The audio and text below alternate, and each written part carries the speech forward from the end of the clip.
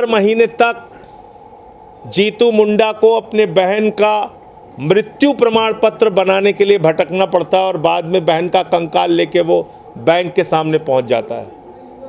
ये दुखद दशा है। बिजली के नाम पे स्मार्ट मीटर आ गया है, जो एक लूट मीटर है। अनाप शनाप उसमें बिजली का बिल आता है। तो इसलिए ऐसे तमाम मुद्दों को लेके जो जनता की ज़िंदगी से जुड़े हैं, आने वाले दिनों में हम लोग एक मजबूत आंदोलन उड़ीसा में खड़ा करेंगे। जनता के सवालों पर लड़ाई लड़ने का काम करेंगे।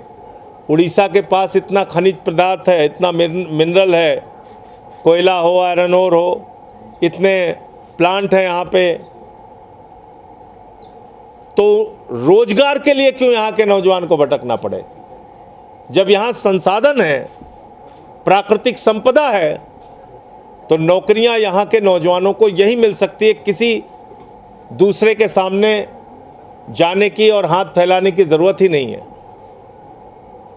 लेकिन बीजेपी की प्राथमिकताओं में न रोजगार है, न काला धन है, न सबको पक्का मकान देना है, न किसानों को दुगना दाम देना है। जितने भी वादे किए थे बीजेपी ने, सारे के सारे वादे पर फेल पार्टी है बीजेपी।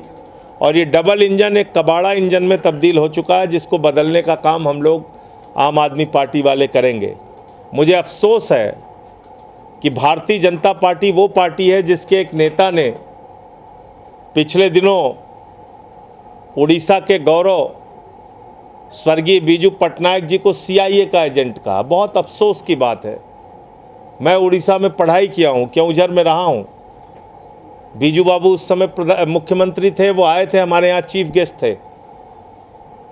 और कितने बड़े नेता थे, उन्होंने क्या किया है उड़ीसा के स्वाभिमान के लिए हम लोग जानते हैं। उड़ीसा के सम्मान के लिए क्या किया हम सब लोग जानते हैं। और उनको बीजेपी वाले CIA का एजेंट कह रहे हैं। शर्म आनी चाहिए इन लोगों को, जिनको सन ऑफ इंडोनेशिया का खिताब मिला। वो शख्स जिन्होंने पाकिस्तान और भारत की लड़ाई के समय में हमारे अधिकारियों को कश्मीर के बॉर्डर पे पहुंचाया, पाकिस्तान के साथ लड़ते हुए 47 के समय में उन्होंने अपनी भूमिका निभाई। ऐसे व्यक्ति को आप CIA का एजेंट कह रहे हो? तो मैं उड़ीसा के लोगों से ये भी कहना चाहता हूँ कि आप अपने स्वाभिमान, सम्मान और गौरव के साथ समझौता मत कीजिए। ये डबल इंजन की सरकार जहाँ कहीं भी आपको चोट पहुँचाने का काम करे, सड़कों पर उतरिए और लड़िए। क्योंकि आज चुनाव को कई प्रकार से हाईजैक भी किया गया है। हमने बंगाल में देखा चुनाव हाईजैक हुआ SIR के नाम पे। हमने बिहार में देखा हाईजैक हुआ चुनाव SIR के नाम पे। हमने दिल्ली में देखा मंत्रियों के घरों पर वोट बने हुए थे, 30-30, 35-35 वोट।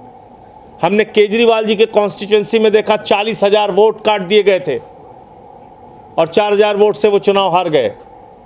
हरियाणा में घपला देखा, कर्नाटक में घपला देखा, महाराष्ट्र में घपला देखा।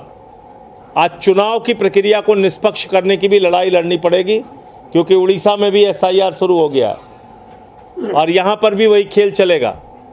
टारगेट कर करके लोगों के वोट काटे जाएंगे।